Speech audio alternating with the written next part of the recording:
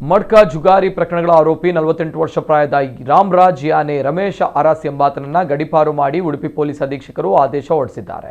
ಆರೋಪಿಯ ವಿರುದ್ಧ ಉಡುಪಿ ನಗರ ಪೊಲೀಸ್ ಠಾಣೆಯಲ್ಲಿ ಮಡ್ಕ ಜುಗಾರಿ ನಡೆಸಿದ ಆರೋಪಕ್ಕೆ ಸಂಬಂಧಿಸಿ ಒಟ್ಟು 5 ಪ್ರಕರಣಗಳು ದಾಖಲಾಗಿದ್ದು ಅವುಗಳಲ್ಲಿ 4 ಪ್ರಕರಣಗಳಲ್ಲಿ ಶಿಕ್ಷೆಯಾಗಿವೆ. ಇನ್ನುಳಿದ 1 ಪ್ರಕರಣ ನ್ಯಾಯಾಲಯದ ವಿಚಾರಣೆಯಲ್ಲಿವೆ. ಇನ್ನು ಸಾರ್ವಜನಿಕ ಶಾಂತಿ ಮತ್ತು ಸುವ್ಯವಸ್ಥೆಯನ್ನು ಕಾಪಾಡುವ ಉದ್ದೇಶದಿಂದ ರಾಮರಾಜ್ ಯಾನೆ ರಮೇಶ ಅರಸ್ನನ್ನ ಚಿಕ್ಕಮಗಳೂರು ನಗರ ಪೊಲೀಸ್ ಠಾಣಾ ವ್ಯಾಪ್ತಿಗೆ ಗಡಿಪಾರು ಮಾಡಿ ಆದೇಶ ಹೊರಡಿಸಲಾಗಿದೆ.